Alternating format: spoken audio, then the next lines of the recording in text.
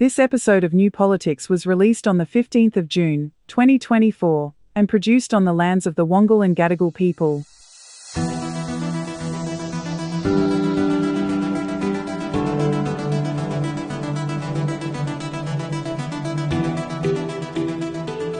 Welcome to New Politics. In this episode, the National Anti-Corruption Commission fails its first big test, the return of the climate wars in Australia, Daniel Andrews receives a Royal Award and it sends Conservatives into a fit of outrage, the shirt-fronting Peter Costello, and an update on Gaza. I'm Eddie Djokovic, editor of New Politics. I'm David Lewis, Peter Costello's media manager. And just our regular message, if you'd like to support New Politics, you can support us through Patreon or Substack, or you can go to newpolitics.com.au and purchase one of our books. And all of this is a good way to support independent journalism.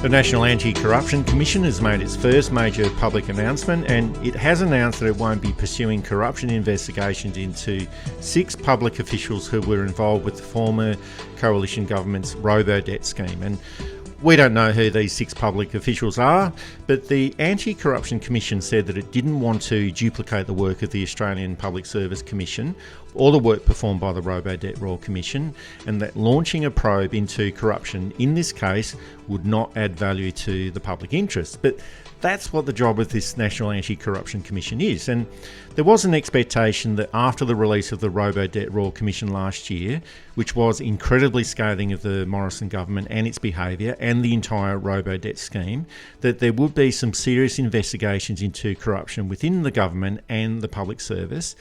And there were 16 people that were named in that sealed section of the Robodebt Royal Commission report, and 6 of these people were directly referred to the Anti-Corruption Commission by the head of the Royal Commission, Catherine Holmes, and this was seen as a first big test for the National Anti-Corruption Commission, but so far it's been an absolute failure. It ranks up there with some of Joe Hockey's reforms to the public service, except we knew that Joe Hockey would be a disappointment and anything he did would not turn out well. I don't know that any public service has been as disappointing so quickly. I think the Australian public voted for the Labor Party for, among other things, an effective anti-corruption commission. Now, their arguments might be valid that these other things will do the same job and it means that they can put resources into other investigations. But really, it's the optics of the situation. They should have gone in hard with Robodebt. It cost lives. It cost livelihoods. The Royal Commission found that it was a terrible and awful and evil scheme designed to do nothing but kick into already poor and desperate people. And if it got a few others, even better. The NACC should have gone in hard. And really, the level of malfeasance is such that if these people involved are found guilty and are hammered by 3 or 4 organisations and it's all crossed over, that's fine. I think the level of anger out there would have justified 3 or 4 commissions and inquiries and investigations finding against at least some of these people. Some of them might be innocent, of course. We do have the presumption of innocence. Harder to maintain after a Royal Commission, but, more evidence might come out that wasn't available to the Royal Commission, etc., etc. It's one of those things that, again, Labor has mishandled the politics of. And if they don't want to be a minority government next term, they've got to start being confident, being honest, and being principled. Oh, that's right. And the many people affected by Robodebt were quite outraged by this decision by the Anti-Corruption Commission, and so they should be. And it was the most disastrous public policy ever implemented in Australia, the Robodebt scheme. And that's not just our opinion. It was the opinion of the Robodebt Commissioner. It was the opinion of many legal scholars and political analysts. It was the opinion of the former Prime Minister, Malcolm Turnbull. It was a scheme that cost the federal government $1.8 billion. There were over 2,000 suicides as a result of the scheme. And in the words of the Robodebt Commissioner, it was a crude and cruel system, and it was neither fair nor legal. And for me, this just seems to be a buck-passing exercise. The Anti-Corruption Commission is meant to be the highest body in Australia to investigate corruption. And it is those two critical words, investigate and corruption. That's the sole purpose of its existence. And the Australian Public Service Commission, that can't investigate anyone for corruption. That's the job of the Anti-Corruption Commission, or so we've been told so far. And that's what the Robodebt Commissioner believed as well. Catherine Holmes actually held back her final report by 7 days and waited for the National Anti-Corruption Commission to commence its operations on the 1st of July 2023 so that she could directly make these 6 referrals to the Anti-Corruption Commission. And now they're suggesting that it was actually the job of the Royal Commission to actually do this, or it's the job of the Australian Public Service Commission to do the work that it's meant to do. So a lot of this is quite confusing, and to me it doesn't make any sense, and that's certainly what a lot of people affected by Robodebt seem to think as well.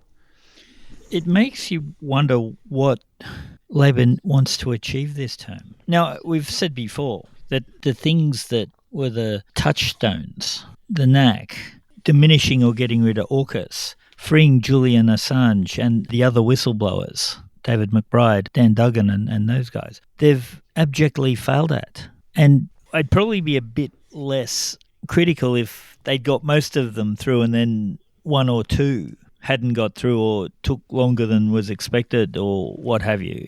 But it seems that all of them, all the things that we wanted just about, either weren't implemented or were implemented badly. Some of that, I suppose, could be inexperience, but after a while, when is inexperience taken over by either incompetence or apathy? Oh, that's a difficult question to answer at this stage. But last year, the Government Services Minister, Bill Shorten, said that it was not sustainable for the sealed section of the Robodebt Royal Commission report to remain a secret. And I don't think that it should have been a secret in the first place, but he also said that former coalition ministers responsible for the Robodebt scheme were not out of the woods, these are his words, and that they could face further action, but nothing has happened so far, and it probably never will. And the Prime Minister, Anthony Albanese, also slammed the Robodebt system when the Royal Commission report was released last year. Here's what he had to say back in July 2023. We have arrived at the truth because of the courage of some of the most vulnerable Australians, people who have shown bravery in the face of injustice, hardship and sometimes terrible grief.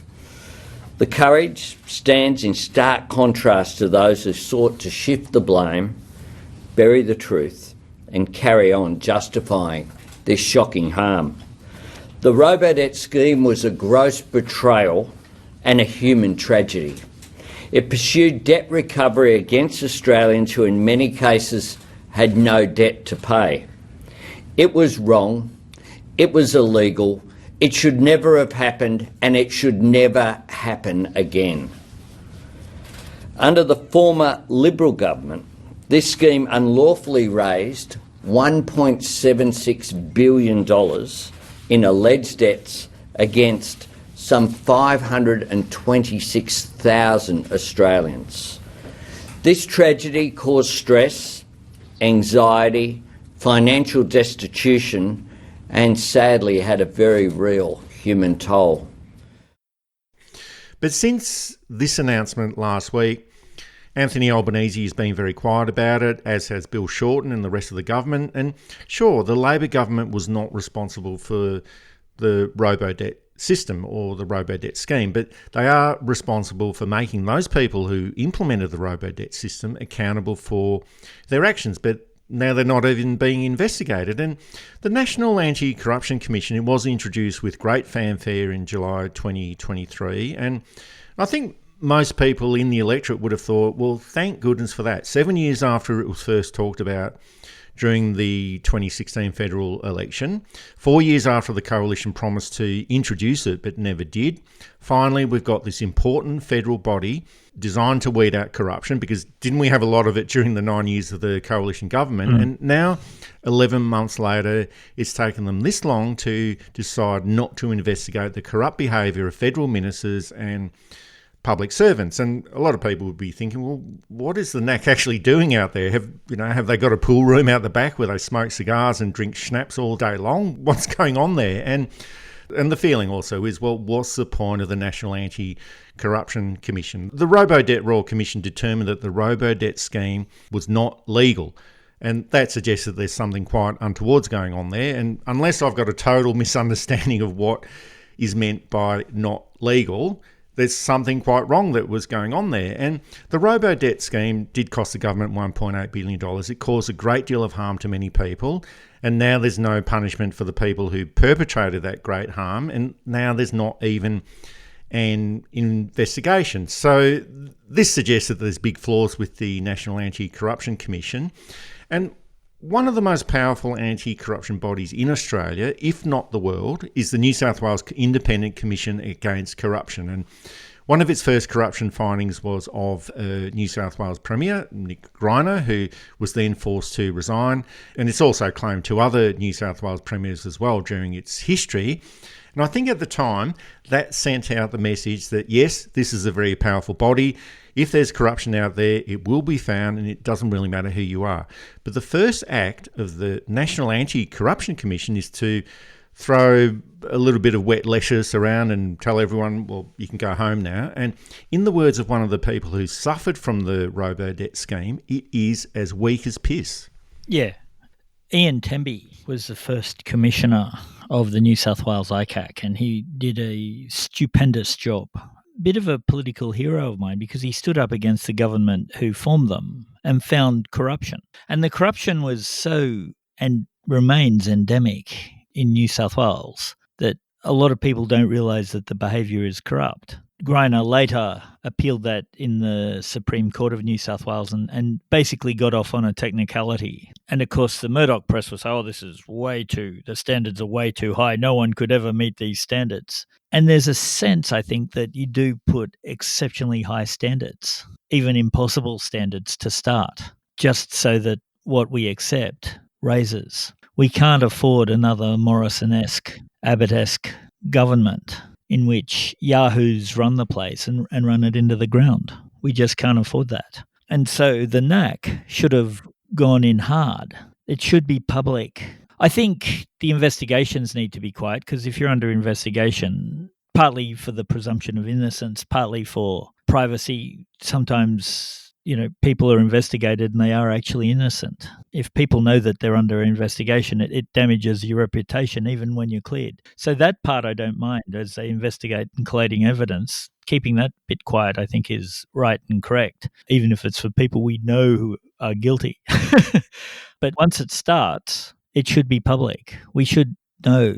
And the innocent will be protected, because we can see, okay, that's why they found them innocent. Yes, there was this circumstance and that circumstance. Okay, that's fine. Come back into public life. Welcome back, brother or sister. And for those who are guilty, then why should they be protected that little bit further? Oh, for sure. But this is now the precedent. This isn't sending a message. If you are corrupt, you will be caught. This is sending out the message. This is what you can get away with. Yeah, exactly. And it may even set a legal precedent if they do change, that you could go to court and argue, well, hold on, this much more serious case didn't get investigated. Why is mine being investigated? So I don't understand what they're trying to achieve. And of course, the other thing they do in New South Wales is if things get too close to the government, they cut the funding. Gladys Berejiklian cut the funding while she was being investigated. Nothing sus. So did Dominic Perrottet. Nothing sus. Although it didn't save Gladys Berejiklian, did it? It didn't, no. They stopped other investigations going through that they've kicked down the road a bit. And of course, it probably made them even more determined to find something against Gladys Berejiklian, which there was plenty. I think the NACC needs to be taken down and started again.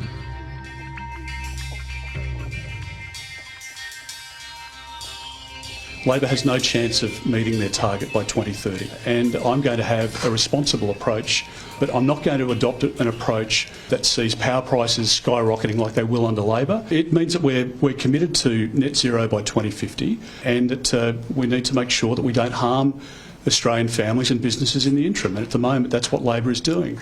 And in terms of the targets otherwise, we'll make those decisions when we're engaged. Some of the Teals, Monique Ryan, Sophie Scomps, they will vote with Labor because they're Greens, they're not Teals. Be very honest about it. They are more inclined to vote Labor, to support Labor on every occasion. Do I think that they're in touch with average families who are struggling to pay their power bills at the moment? No, I don't. The climate wars are starting up again, and we thought that they might have been over for good after the results of the 2022 federal election, but it's almost impossible to get rid of the inherent nihilism of Peter Dutton and the Liberal Party forever. And there might have been an expectation that they could look at all the seats that they lost to Teal independents at the last election, and these were all heartland blue ribbon Liberal Party seats that the Liberal Party lost to candidates who talked about needing to address climate change issues. They talked about renewable energy and reducing greenhouse emissions almost every day of the last election campaign. And you'd think that the Liberal Party could look at those issues and perhaps adopt them if they wanted to win back those seats. But now they're doing the exact opposite. Peter Dutton has suggested that the coalition will pull out of the Paris Agreement to reduce global temperatures and dump the legislated target to reduce emissions by 43% by 2030. Here's what the Prime Minister Anthony Albanese had to say about this during the week. No 2030 target means walking out of the Paris Agreement. That is very clear.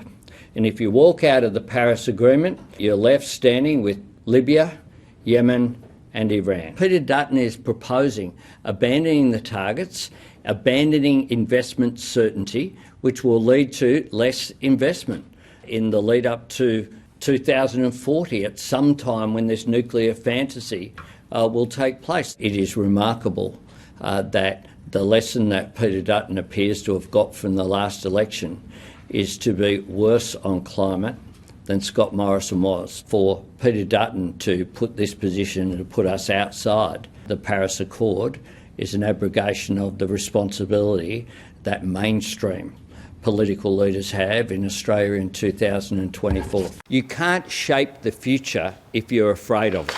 And Peter Dutton is afraid of the future. And it does appear that Peter Dutton has not learnt the lessons from the last federal election. And while political parties do have to differentiate their policies to distinguish them from other parties, ramping up the climate wars yet again and then adding nuclear power into the debate seems to be a foolish choice. And it's hard to understand what the strategy of the Liberal Party is at the moment. I think Dutton really believes that with the backing of News Corp and Channel 9 consortium and the rest of the mainstream media, he'll be able to swing the public onto something that the public clearly doesn't want. Despite the great press Frydenberg got, despite the great press Dave Sharma got, they were hammered out of office. People will listen to the press if it ties into their presuppositions and biases. They won't listen to the press if it doesn't. Climate is very important, and it's important to those relatively inner city conservative seats. As most of our Teal friends, and they've been on the show, have very different views to most Labor and Green supporters outside of the environment. Their views on unions, on wages, on import, on taxes swing to the right. Now, that's okay. They're allowed to have those views. And they were open about these views too. But it's clear that a lot of the people who would vote Liberal are very worried about its environmental policy. It's also clear that nuclear power isn't terribly popular out there, mostly because nobody wants a generator in their seat and nobody wants to take responsibility for the disposal of the waste. As a result, Peter Dutton is on a hiding to nothing. Oh, and that's a difficult thing to understand because Peter Dutton is now saying that he won't release any new targets unless he wins the next election. And someone should take Peter Dutton aside and say, look, Peter, that's not the way that democracy works. You have to try a little bit harder than that. He hasn't released any of the plans for nuclear energy, although the National Party leader, David Littleproud, has suggested that all the nuclear energy stations will be built in National Party-held seats. And Barnaby Joyce has now come out to say that the Paris Agreement is all rubbish and that the 43% reduction by 2030 is rubbish as well. Now, I would like to suggest to the Liberal Party and to the National Party, and here's some more free advice that we'd like to give out to the coalition. This will not go down very well in the seats of Kooyong or in Goldstein or in North Sydney or in Wentworth or in Macarthur or in Bennelong or any of those other seats that the Liberal Party lost at the last election, that they do need to win back if they've got any chance of winning the next federal election. And we don't think that they've got much of a chance anyway, but this sort of behaviour certainly does rule it out, I think. And I also think that this is what happens when you have leaders like Peter Dutton who primarily speak to one audience, and that's through Sky News, News Corporation and 2GB.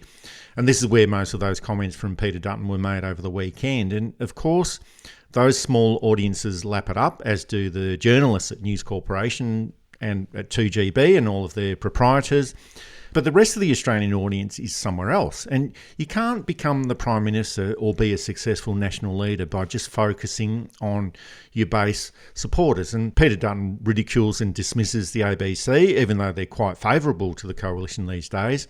Whenever he goes onto the ABC, which isn't that often, he often snarls and says, oh, you know, that's such an ABC type of question.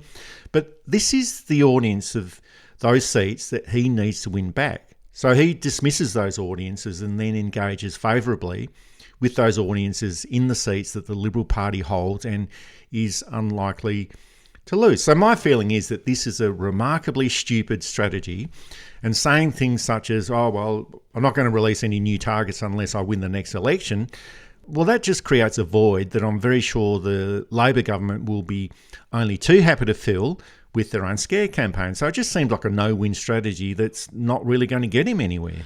Also, who was the person who kept asking for more detail on the voice referendum, even though there were 1,000 pages of detail? And this is a guy saying, oh, I'm not giving the detail till after we're elected. It is pure electoral campaigning gold for the Labor Party, if they're game enough to use it, which, given their record, they're probably not. But it's just the most bizarre thing. He's a man who is protected by particular vested interests. I'm not being all conspiracy theory here. He basically admitted that. I'll just put my tinfoil hat back. That's right. Yeah, that's for later. He is so confident in his mediocrity that he has no agility and has no tactical sense. You know, and I'm sure the Greens and the Independents will say, well, you know, we need the detail of the nuclear stuff. We don't want his figures for 2050 after the next election. We need them now. And why is he waiting till 2050? And this is the stuff that resonates with the electorate. This is the stuff that means that you lose Kooyong, that you lose North Sydney, that you lose Wentworth. There are seats that they will probably lose next time. Deakin. I think Dutton's strategy of getting the outer urban seats and rural seats might work, but you still need the inner seats they already had as that foundation. I don't think there's enough outer urban seats, particularly those that are at risk of falling to independent candidates, that you can sort of wash away the seat of Menzies, the seat of Casey, the seat of Fraser, Wannon, you know. I think it's just insane. And it's, I think, pretty clear that nobody wants the job in the current Liberal Party. Not that there's anyone really who can take it. Andrew Hastie kind of gets mentioned, but he's not that much smarter than Dutton anyway. And I'm not sure he's got the electoral appeal. So I'm guessing they're waiting for the route or another route, and they can rebuild.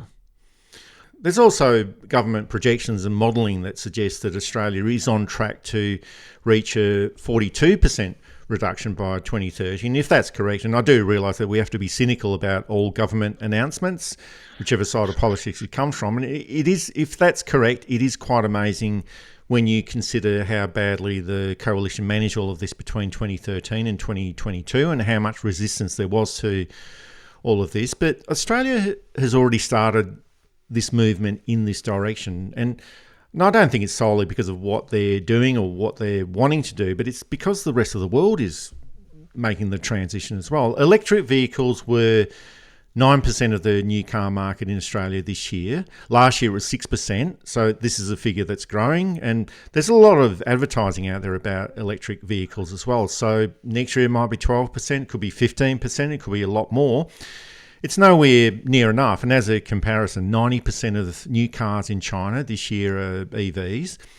And there's also so many massive investment opportunities in renewables as well. And having all of those electric cars isn't really going to make that much difference if all the electricity that's going into those cars is coming from unclean energy sources. But the rest of the world is decarbonising, and at quite a rapid rate. So why would Australia want to turn its back and miss out on all of these opportunities? And I think one other issue about Peter Dutton not announcing any targets before the next election just opens up the Liberal Party strategically. If they're not prepared to tell us what their targets are, well, what else are they not telling us about? What are they hiding? What else are they keeping up their sleeve that they're not telling us about? And during the Voice of Parliament campaign last year, as you referred to before, David, Peter Dutton kept on saying, if you don't know, vote no.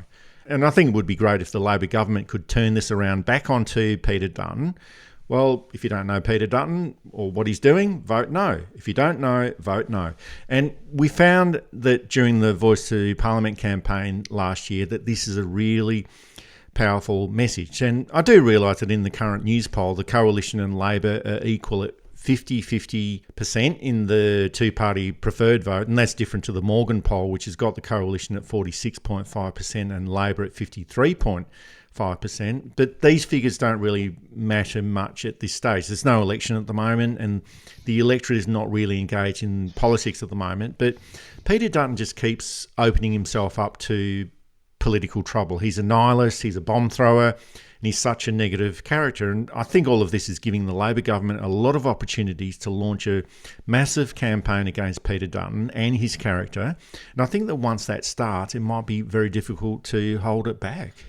Even the pro-Liberal press find it hard to get any real enthusiasm for him. I mean, they're calling him a strong leader and decisive when he's clearly not. The followers, of course, the Liberal Party voters will say, oh, yes, of course he is. He talks tough, and sure, but he doesn't act tough. And I say this knowing that Anthony Albanese is probably open to the same criticisms. But Dutton is failing to cut through, I think. It's not The Guardian and the Independent Press and the Saturday paper who are even tacitly agreeing that Dutton talks tough. It's all coming out of the Australian, the Herald Sun and the Telegraph and the Courier Mail, etc. Outside of that bubble, there's a very much a lukewarm, at best, reception to Dutton as a political leader. This is New Politics with Eddie Djokovic and David Lewis, one of Australia's top 10 podcasts on Australian politics and news commentary. You can also find us at newpolitics.com.au, and you can also support us through Patreon and Substack.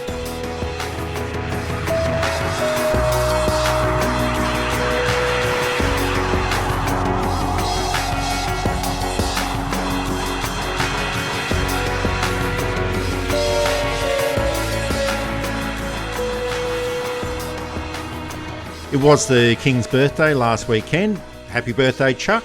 And that was just in the eastern states. And for some reason, we always get to celebrate the birthday of Charles Windsor on different dates in different states. And there's probably a case where most people are happy to get the day off rather than thinking about the birthday of a king who lives in a faraway country. This year it didn't really involve very much debate about a move to a republic. That's usually reserved for January the 26th, I think, and we might be waiting a long time for this anyway, but there was much outrage about 3 former Labor Party members of Parliament receiving the Companion of Australia Award, and that was former Labor Party leader Simon Crean, who died last year, former Western Australia Premier Mark McGowan, and the former Premier of Victoria, Daniel Andrews. And the howls of outrage came from the conservative media about why so many Labor people were on the list of recipients, even though there weren't that many. But the outrage was primarily reserved for Daniel Andrews. Here's the conservative shock jock Steve Price going on about it during the week. It's got to be some sort of a sick joke. I mean, who would recommend Daniel Andrews get the highest award that you can possibly get in the King's birthday, which is equivalent to a knighthood? This is a bloke who locked Victoria up longer than anywhere else in the world. Apart from COVID, this bloke wasted $600 million not having the Commonwealth Games. Every infrastructure project he ticked off on is over budget and over time. The state's got the combined debt of New South Wales, Queensland and Tasmania put together, and we give him an award?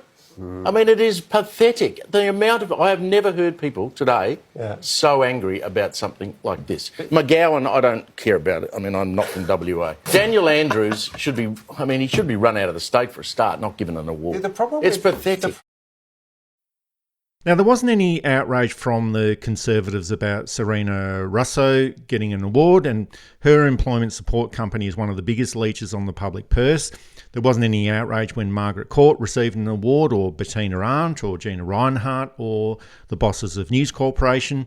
And of course, these are the right sort of people to receive these awards in their opinion. And I think that it would be better if we didn't have these royal awards at all. The journalist Kerry O'Brien handed back his award in protest against the decision to give Margaret Court an award a few years ago. And I think it would be better if these Conservatives just came out and said, we hate these Labor people and that's why we hate the idea of giving them these royal honours. But for me, it's an extension of the Peter Dutton style of outrage and continuously seeking division within the community. All of those Labor leaders they complain about did some very good work, especially Daniel Andrews. Now, I'd like to see them recognised in other ways aside from royal honours, but that's the system that we have at the moment. Some years back, I worked for a not-for-profit in the history field. After every long weekend, we'd get the list and we'd write letters of congratulations to those who had won an award related to the field of history. And generally, these were local people who'd done a lot of quiet work, not for their own glory or self-aggrandizement, but because they saw work that needed to be done, a book to be written, a collection to be curated, a home to be protected and looked after, sometimes all of that. And going through the list, you'd see, 40 years of Meals on Wheels or working at the hospital. And they were generally people who didn't do it for the award, who didn't do it for the recognition, who just did it because they felt the job needed to be done. They enjoyed doing it. And in a sense, there was nobody else. I don't mind that, and I think really we should get rid of the ACs, because the AC just goes to overly privileged people who want it. Also, the military awards and, to an extent, the public service awards, I don't mind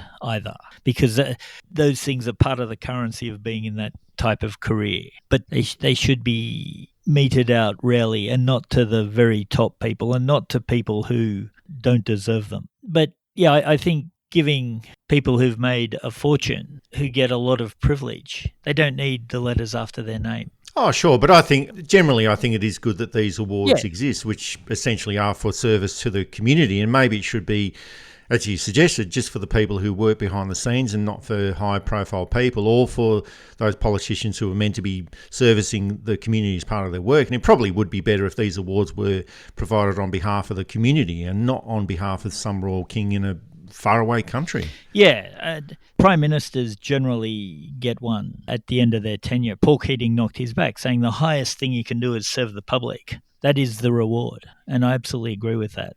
Rupert Murdoch, too, didn't take any Australian awards. He was offered it a few times. He did take a papal knighthood, so read into that what you will. And we will. And we will.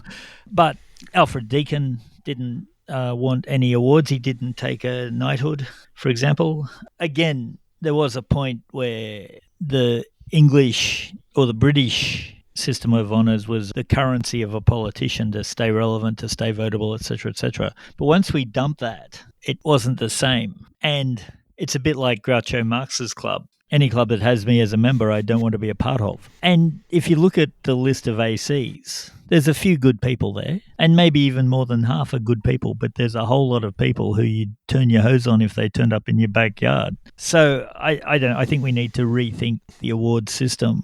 I think we need to talk certain people into being told you don't need further award for being rewarded, and turn it into a local thing that is genuine and that has people who really deserve it.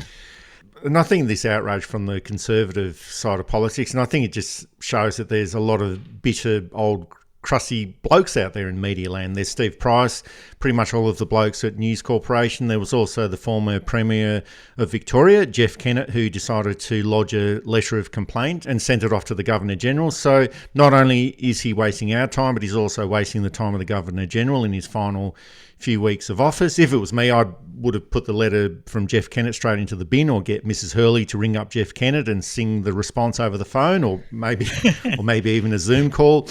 But a lot of this is just going down the point of ridiculousness, and Jeff Kennett still hasn't gotten over this statue issue with Daniel Andrews. And it was Jeff Kennett who proposed that every Premier in Victoria who reaches the stage of 3,000 days in office would get their statue put up in Treasury Place in Melbourne. And he was anticipating that he would win the Victoria state election in 1999, reach the 3,000 days in office, and then get his statue made up and erected in Treasury Place. But he didn't win that election. He lost to Steve Bracks, and many years later it's Daniel Andrews who gets the statue that was meant to be for Jeff Kennett. So sometimes politics does bring up these wonderful ironies.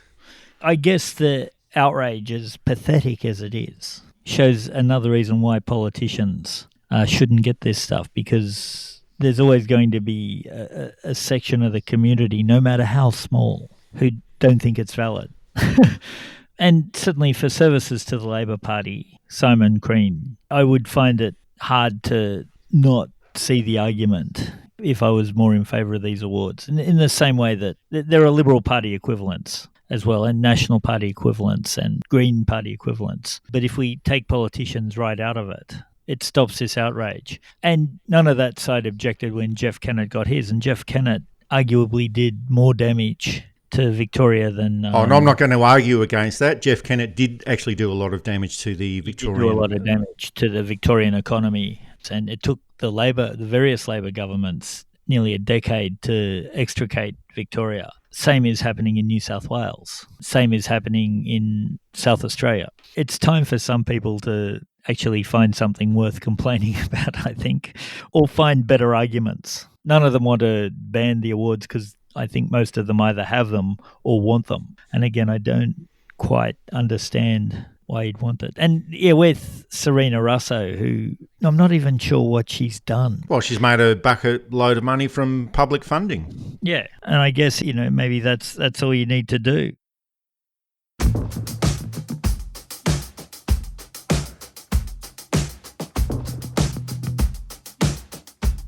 This is New Politics, available through Apple Podcasts, Spotify, Amazon Audible and YouTube, and also available to support at Patreon, Substack, and at our website, newpolitics.com.au.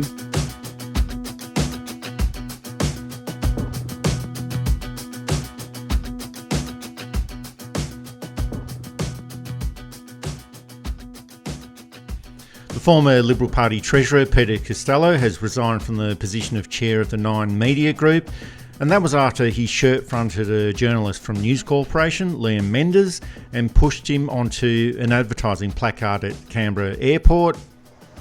Mr Costello, my name's Liam Mendes from The Australian. Do you support Mr Sneesby as CEO and his handling of the Darren Wick saga? Why won't you support Mr Sneesby publicly? Well, you've got to answer the questions, Mr Costello. Don't. You've just assaulted me. You've just pushed me. It's all on camera, Mr Costello. Mr Costello, you can't do that. That's all captured on camera. Journalists who work for Nine approach people in this manner every day, and you attacked me just then. I'm sure that there's probably a lot of people who would like to give a News Corporation journalist a shirt front or two. And David, we don't condone violence at all at New Politics, but public figures do have to be disciplined about these types of matters. This was the same journalist who harassed Katie Gallagher last year at the same airport. But whatever we think of the journalists, it's probably not a good idea to shirt front them and push them to the ground, especially in this day and age when everyone has got a video recording device in their pocket, and in a place like Canberra Airport when there's security cameras covering every inch of the terminal. So Peter Costello's position was untenable. It was probably untenable before all of this anyway, especially in the context of all the material that's been coming out about all the aggressive male toxicity, sexual harassment and predatory behaviour at Nine Media. And this is what all the mainstream media outlets are pretty much like, 7 West Media, 10 Network and the ABC to a lesser extent. And what we end up seeing on the screens is an extension of this boy macho culture. It doesn't need to change, but it's probably going to take a long time to make those changes.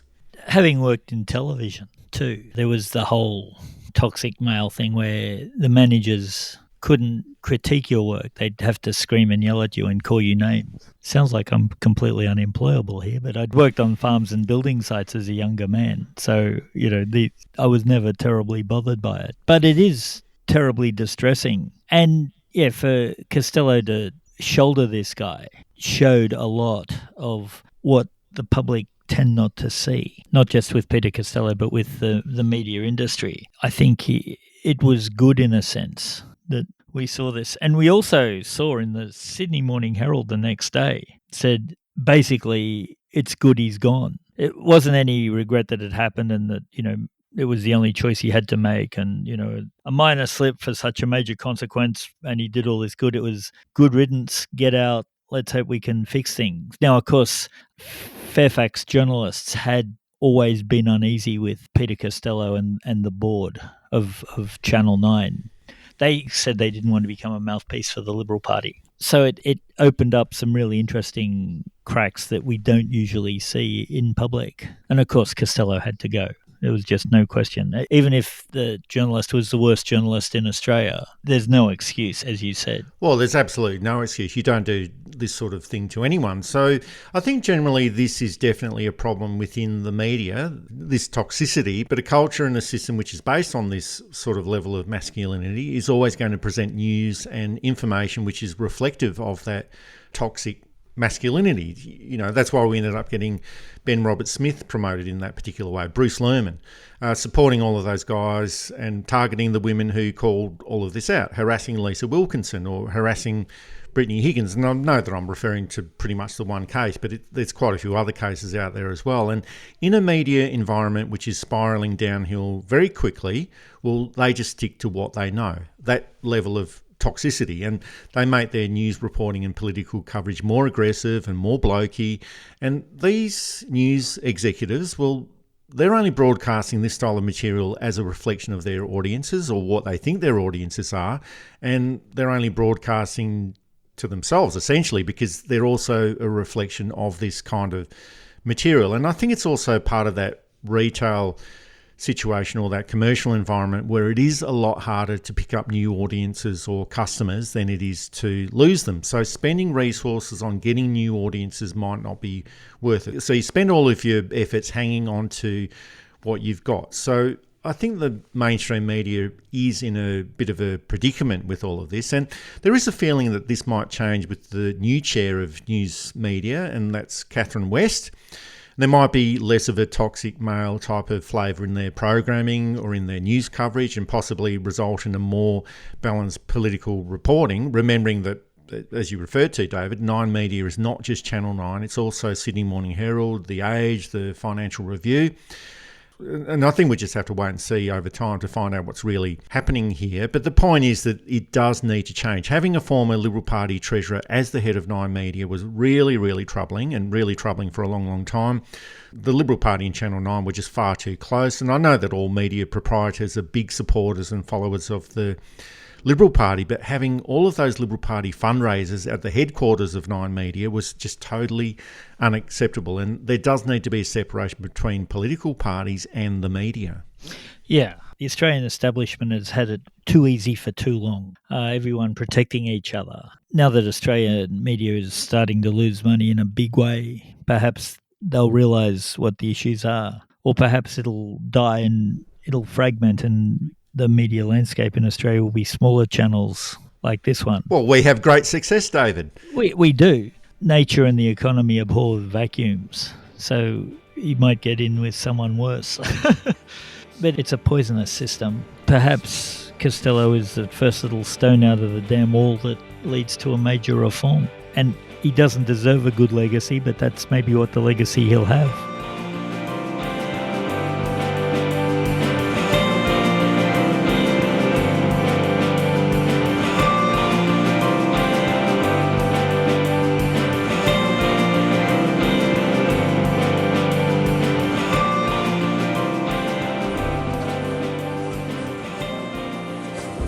This is what Gaza's Nuseirat refugee camp looks like now. Following the massacre in which at least 274 Palestinians were killed. Several countries and international organizations have condemned the Israeli killing of Palestinians during the raid on the refugee camp. By the time the raid was over, 4 Israeli hostages had been brought home. For Israel, it was among the most successful operations of the 8-month war. For Palestinians, it was a day of horror. The Gaza Health Ministry said 274 Palestinians were killed and around 700 were wounded. It's been another shocking week in Gaza with the killing of over 270 people in a Palestinian refugee camp by the Israel Defence Forces, and this was in the process of freeing 4 Israeli captives in the central part of this refugee camp. But like most things that the Israel government does, this was totally out of proportion. And it does seem that this is the final straw for the international community, or at least one of the many final straws after the many red lines that have been already crossed. The latest action is for the United Nations Security Council voting in favour of a US-sponsored 3-stage ceasefire agreement, and also involves the reconstruction of Gaza. But most importantly, it will put an end to the war of absolute terror from the Israel Defence Force and stop the killing. Hamas has said that they will accept the agreement.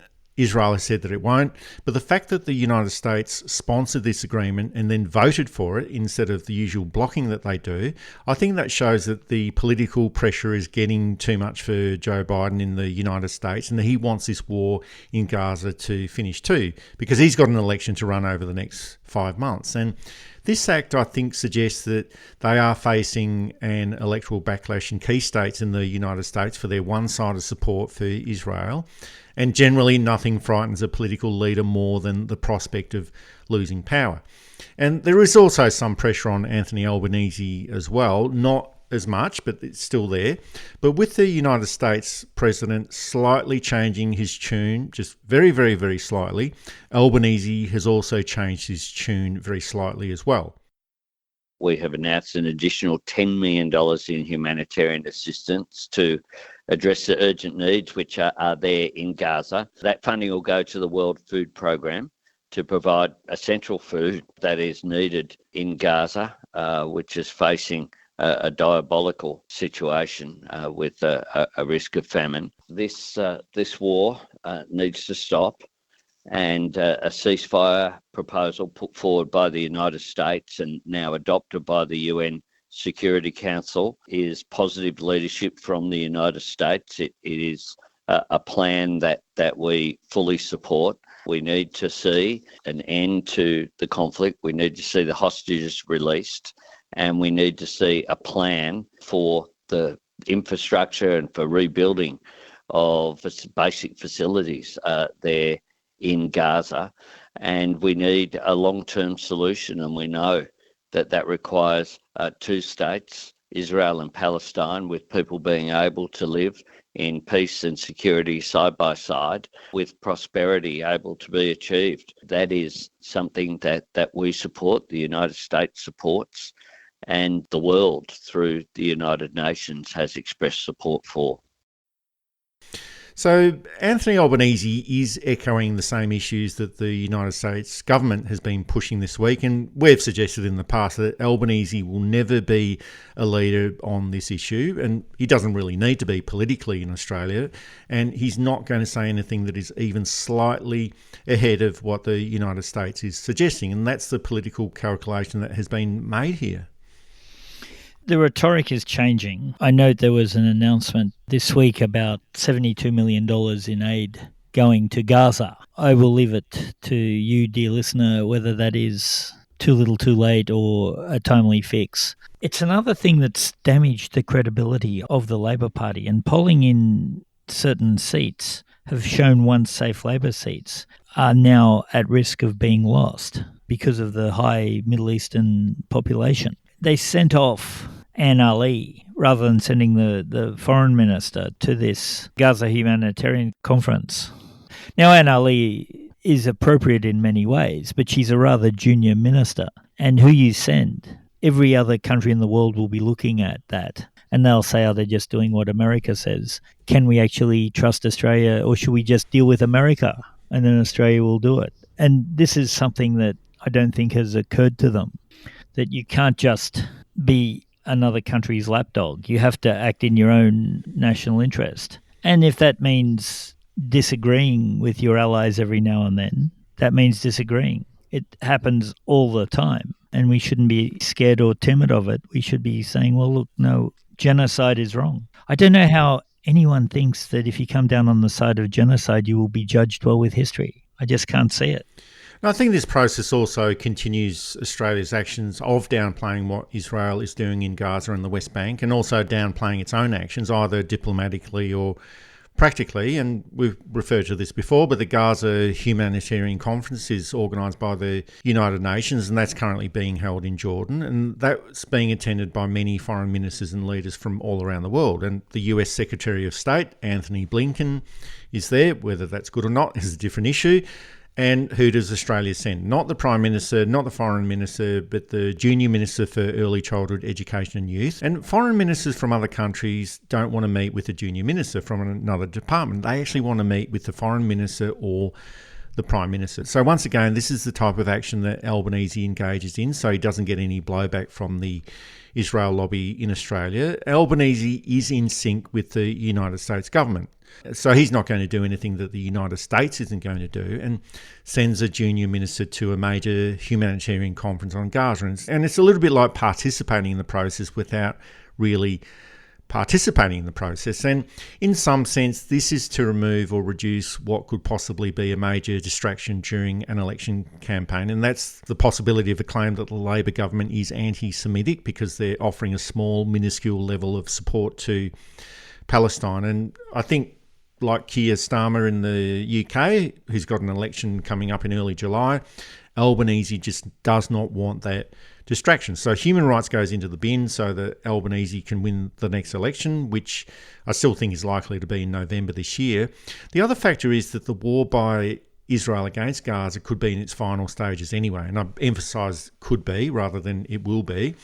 And already Anthony Blinken is going on about Hamas wanting to change the details of the negotiations, which are completely unacceptable. He hasn't said anything about Israel's obstinance so far, but he could be doing what Anthony Albanese and Keir Starmer are doing as well. Make it look like you're doing something about Gaza without actually doing anything about it. But the Israel government is also becoming increasingly unstable. Benny Gantz, who was seen as a moderate force within the coalition government, has resigned. And a moderate force in Israel in any other part of the world means hard right-wing conservative. But the remaining ultra-conservative rump of the Netanyahu government seems to be something that not even the Israeli people want, and it seems like the United States government doesn't really want to deal with either. So it seems like these matters are moving very, very, very slowly, and we can't say it enough. The war has to end, the killing has to end, and the genocide being committed against the people of Palestine has to end. Yeah, again, how you can be on the side of a genocide. The whole anti-Semitic claims, where Netanyahu is basically accusing all of the world, including many Jewish people, of being anti-Semitic, has got to the point where it's ridiculous. It shouldn't have taken so long for America or Australia or Britain to get to the point where they're starting to suggest, perhaps maybe this has gone too far. But at least they're getting somewhere, I suppose. I don't know that I'd want this as part of my legacy, the support of the war for 8 or 9 months of a 12-month operation. That's not me. So one of the things that's I think we've pointed out today is that things need to change rapidly in Australia for any meaningful progress to happen. We've got to scrap the AUKUS deal, and I think straight away, and forget the consequences, because there won't be consequences. I think we've got to hold the Netanyahu government to account, and in real ways, and let him rant on about what he thinks of us. Who cares? He's a criminal. He's a domestic criminal and he's an international criminal. I think we've got to make sure that Australia comes out with a better reputation than it currently has.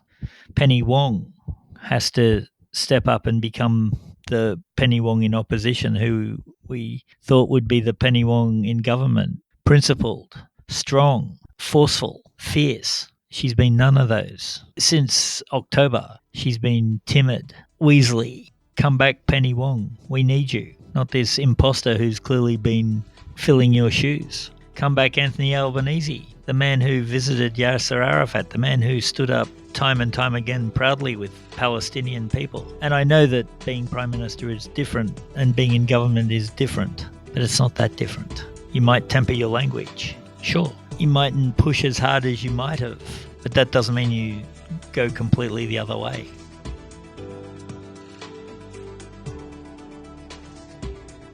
That's it for this episode of New Politics. Thanks for listening in.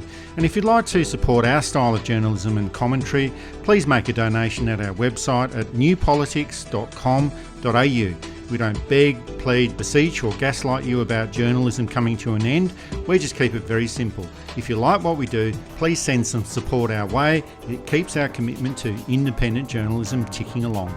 I'm Eddie Djokovic. Thanks for listening in, and it's goodbye to our listeners. I'm David Lewis. We'll see you next time.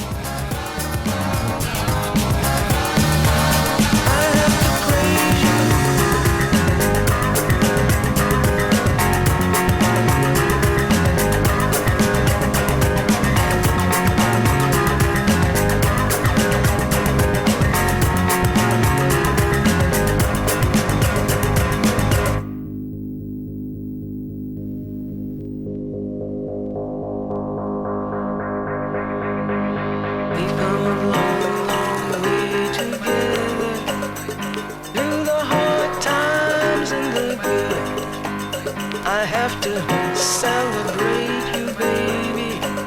I have to praise you like I should.